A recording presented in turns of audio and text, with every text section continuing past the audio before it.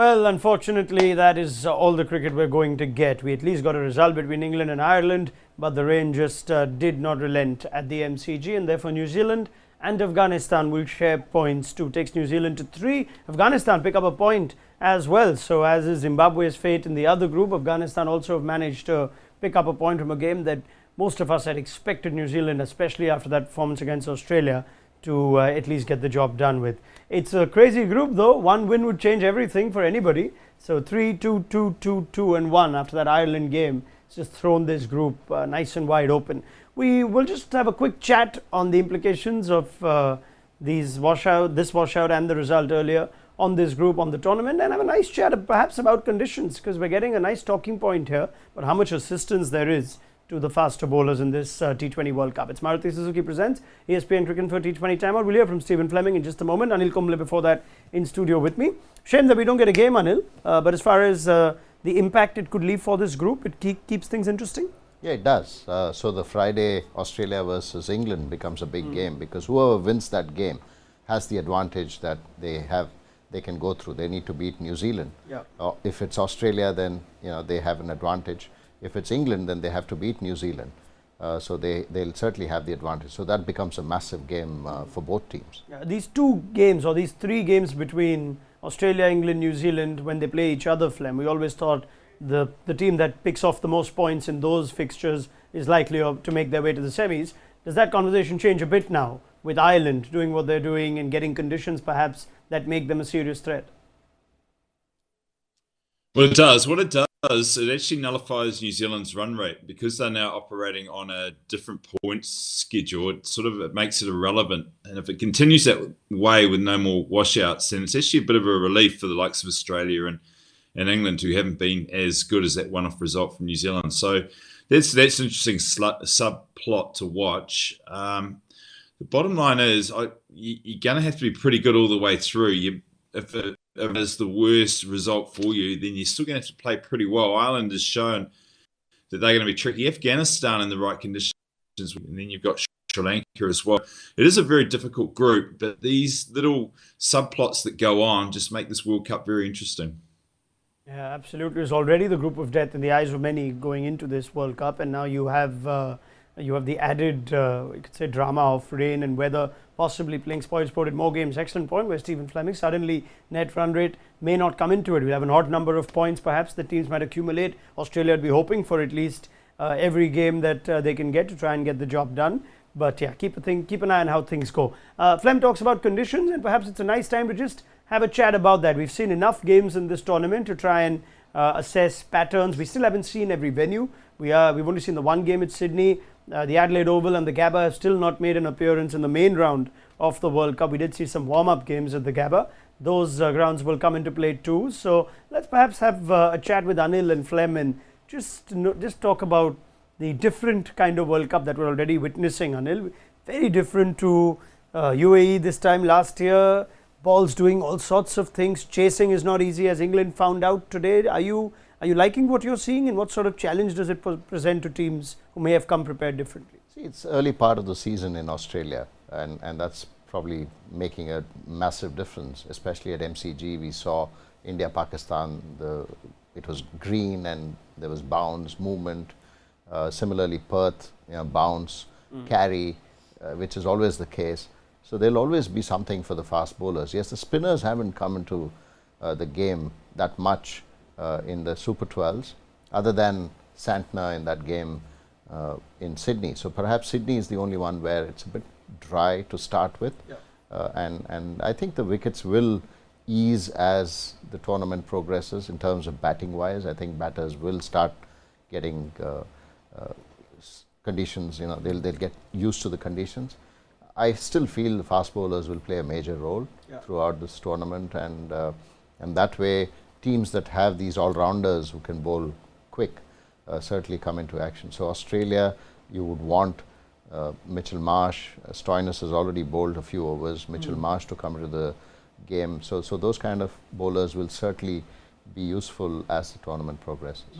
From what we saw in the England-Ireland game, especially the second innings, Flem, where overhead conditions perhaps made the ball do more, are you, even from what your reasonable expectations were from Australia this time of year, Is the ball doing a lot more?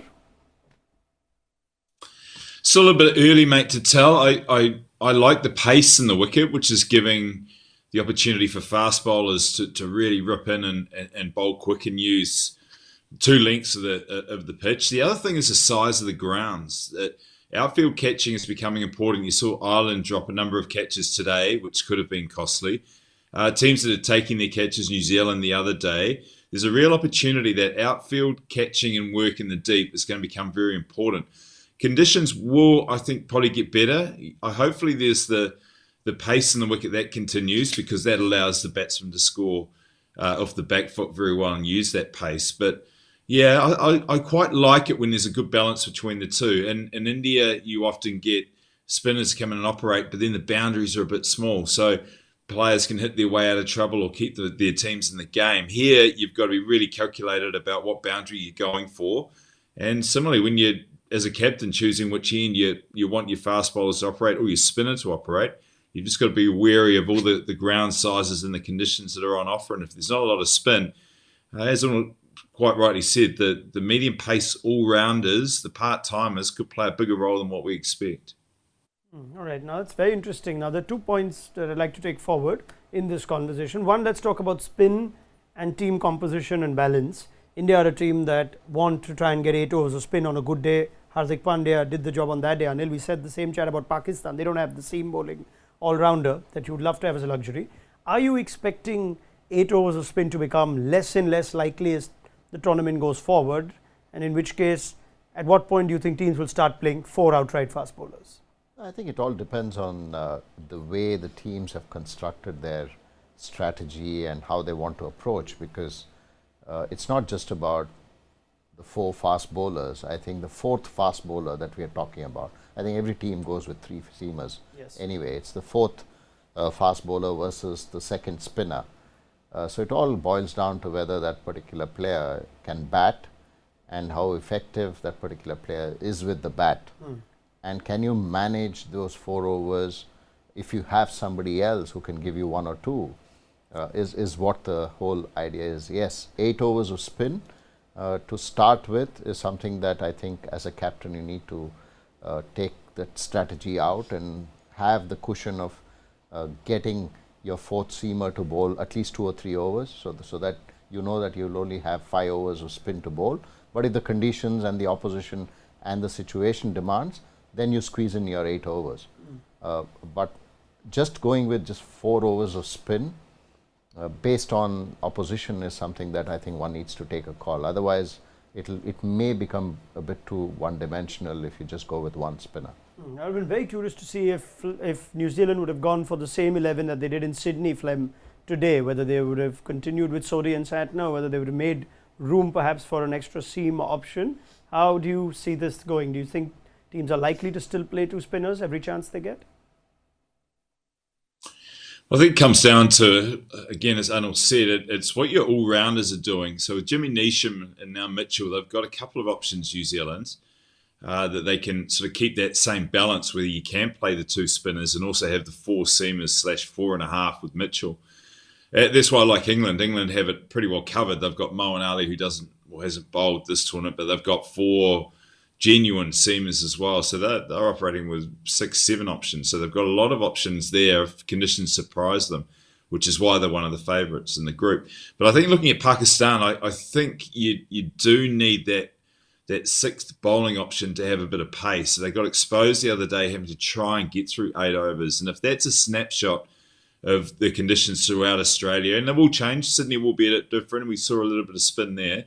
But as a whole, I think as these pitches are used for the first time, that 4th seamer, that all-round spot, will be a position that will become very valuable for teams if they can get it. Are India well covered with Hardik Pandya, Anil, or do you sense at Perth against South Africa, for instance, they'd be better off playing Harshal Patel for 1 of Ashwin or Akshar? Yeah, that's something that I'm sure the thought process of the team management would be to consider a 4th seamer in Perth. But it all depends on how the next match in Sydney goes for India and how the 2 spinners have played. That's the thought process that they'll certainly have. With Harshal, looking at Harshal, the way he operates, he depends a lot on the cutters, and he bowls a lot of slower balls. So that's something that India will have to keep in mind. But having said that, 2 spin options with Hardik as your 4th seamer, who's done really well. He's picked up 3 wickets in the first game. So I'm sure with that, I don't see a 5th bowling option to be another seamer. So I would still encourage India, going by their opposition of South Africa, who always not been comfortable against spin. You would expect that you play with at least 2 spinners and then have the cushion of a Hardik filling in case you can't bowl your spinners. All right, last thing on this, Flem, is about batters and what they're thinking of now. There's a lot of bounce, there's movement. I wonder if that in it is going to change the way batters would like to approach the start of their innings, where the coaches would be talking to top order batters now. Is this going to be a 160 sort of World Cup, not a 180, 200 sort of World Cup? From what I gather from coaches around the world, that batters don't really spend a lot of time planning how to play the moving ball. This is a different World Cup? Yeah, it could be. Again, I'll stress that it's going to be game by game. Some days it'll swing in Australia, some days it doesn't. You get to Brisbane, it might be more consistent with the swing and a little bit of seam. But it's that open mind. We sort of talked about it in the first couple of games, whether it's going to swing with Stark or Sheena Freedy, where they're going to swing it. So it's having that positive open mind to what's in front. You take someone like Finn Allen, I don't think it's going to matter if it's swinging or not. He's going to play one way. But the other batters, the Conways in New Zealand's case and Williamson, will take a bit more time. So you're going to have sort of that power player who will come out, Hales will come out and swing from ball 1 with a little bit more subtlety, I guess, than some other players. But there's still going to be that awareness that if it is swinging, you've got to play with a certain amount of caution. Or how many wickets do you want to lose before you start just slowing down a little bit? I know teams like to take it on if it's swinging and just have that arrogance or positivity that you blast your way through it. So it'll be interesting to see what approach the coaches and the teams apply if it does keep continuing like this. That's why I like it with the balance between bat and ball being a lot more even than just an absolute slug out. There's a bit more to it. And there's opportunities now for the new ball bowlers to make some inroads, which can really dent a team's chances in the later part of an inning. So wickets are important up top, but also a good strike rate. So it's a good battle. It's a really good battle for the start of this tournament. You go with Flem that you'd like watching this more than perhaps the kind of T20 World Cups we've seen in the UAE and in India and in the subcontinent last few editions? No, I think you want a bit of balance between bat and ball. Yes, some pitches sort of get skewed towards the spin. I think this is a classic battle. For the spinners, you have the some cushion of big boundaries. Yes, the conditions may not suit the spinners in terms of pitch conditions, but at least you have a bigger boundary. But I think there's a genuine sort of a clash between bat and ball. You don't want batters to just line up and just keep hitting it. You don't want Rhodes to be batting on in a T20 and just hitting, okay, who hits the maximum sixes will win the game. I mean, you don't want that kind of a competition especially in a World Cup. All right, still early days. We must point that out.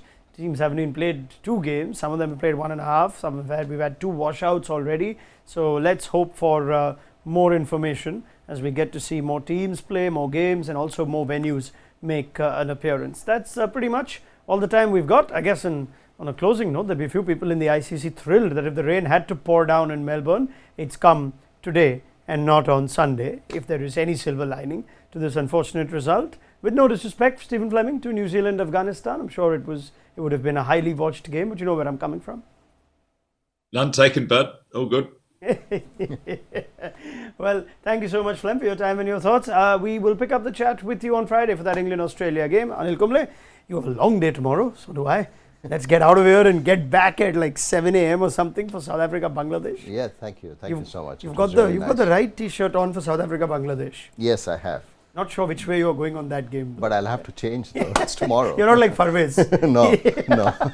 who's been donning that yellow T-shirt with such loyalty, thinking it'll produce the results for Sri Lanka. It's a good percentage, but it fell short the other day. Right, that's all the time we've got for you. Join us tomorrow morning. It's an 8:30 start to the game if you're in India and our part of the world. So we'll be with you at 8 a.m. For South Africa v Bangladesh. India take on the Netherlands. After that, it's a double header at the SCG. and then Pakistan v Zimbabwe at Perth is the late game. So it's the first triple header where all 6 teams of Group 2 will be in action. So lots of conversation around the cricket, and do join us for it on Maruti Suzuki Presents ESPN Cricket Info T20 Timeout.